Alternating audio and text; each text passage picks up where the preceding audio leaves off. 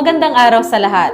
Para po sa ating balitang kaalaman para sa linggong ito, atin pong makakapanayam ang ating butihing District Director ng Eastern Police District. Walang iba kundi si Police Brigadier General Attorney Wilson C. Asweta. Atin pong pag-uusapan ang paggunita at selebrasyon ng Rizal Day. Bilang unang katanungan, ano po ba ang kahalagahan ng Rizal Day para sa ating mga kapulisan? Well, ang Rizal Day ay malaga sa ating kapulisan sapagkat ang ating Jose Rizal ay ating pambansang bayani.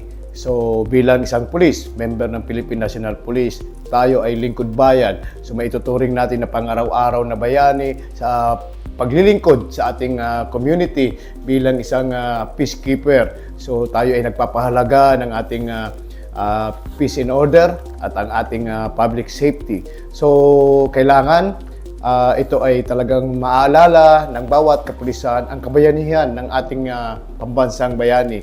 So ang kanyang pagmamahal sa bayan, ang kanyang pagiging nasyonalismo at ang kanyang pagiging isang leader na mahinahon na ang iniisip ay ang ikagaganda at ikauunlad ng ating bansa. Lalong-lalo na nung panahon ang kanyang focus ay ang ating kalayaan at laban sa mga mananakop na banyaga.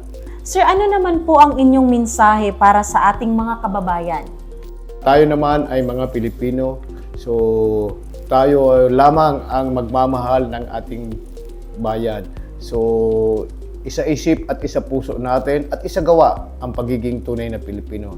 Pagmamahal sa ating bayan. So maging bilang isang Pilipino, maging responsable tayong citizen. So sundin po natin ang mga pinag-uutos ng batas at tuparin natin mga obligasyon natin bilang isang mamamayang Pilipino.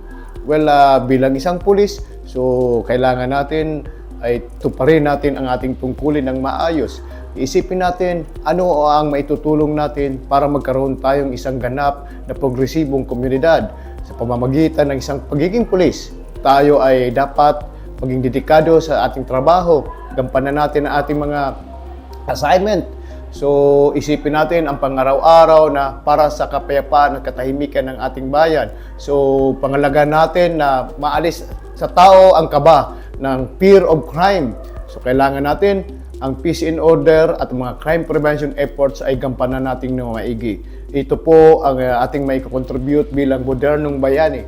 So ang pagpapahalaga sa pagmamahal sa ating national interest, especially ang national security. So kailangan natin pagtulungan ito, tulong-tulong tayo bilang isang pulis at mamamayan na magampanan natin on our own little way na mabantayan natin ang national security. So napakalaking concern natin to, hindi lang po ito about territory but of course about all aspect na para sa seguridad ng ating bansa.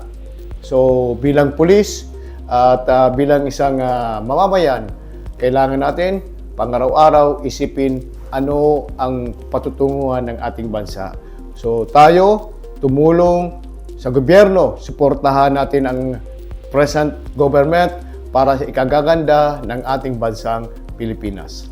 Well, bilang isang miyembro ng Knights of Rizal, ipaabot natin na ang mga idealism, teaching ng ating pambansang bayani na maituro natin sa ating mga kabataan na sila ay mamulat ng tamang pag-uugali, lalong-lalo na ang pagmamahal sa ating bayan. So, kailangan ngayon pa lang, simulan natin sa mga kabataan na iparating sa kanila ano ang mga aspiration ng ating pambansang bayani na during that time ay talagang pinaglalaban niya ang kalayaan at para sa ikauunlad ng ating bansa. Ayan na, nagkaroon tayo ng kalayaan at dapat ito ay bantayan natin at pagtulungan na ito ay hindi maalis sa ating bansa. Ayun sir, maraming salamat po sir sa inyong oras at napakagandang mensahe na ibinahagi niyo po sa ating mamamayan, lalong-lalo na po sa ating mga kapulisan na ngayon ay ating maituturing na mga bayani na rin dahil sa kanilang serbisyong binibigay sa ating bayan. Happy holiday to everyone! Ang buong kapulisan ng Eastern Police District at ang aking mga kasamahan sa Nara Chapter, Knights of Rizal, ay nagpupugay sa kabayanihan ng ating pambansang bayani na si Dr. Jose Rizal. Ngayong December 30 ay ang paggugunita ng araw ng kanyang kamatayan sa Bagong Bayan noong 1896, kung saan inalay niya ang kanyang buhay para sa kasarinlan ng ating bansa laban sa mga mananakop na dayuhan. Ang kanyang kadakilaan ay patuloy na hangaan at ipagmamalaki ng bawat Pilipino at magiging ehemplo ng bawat kapulisan sa pagpapatupad ng sinumpaang tungkulin para sa ating bayan. Muli, Happy Rizal Day at mabuhay ang ating bansang Pilipinas.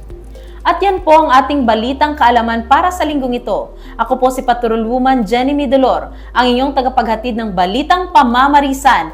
Pulis Ipilian, ang patnubay nyo sa silangan.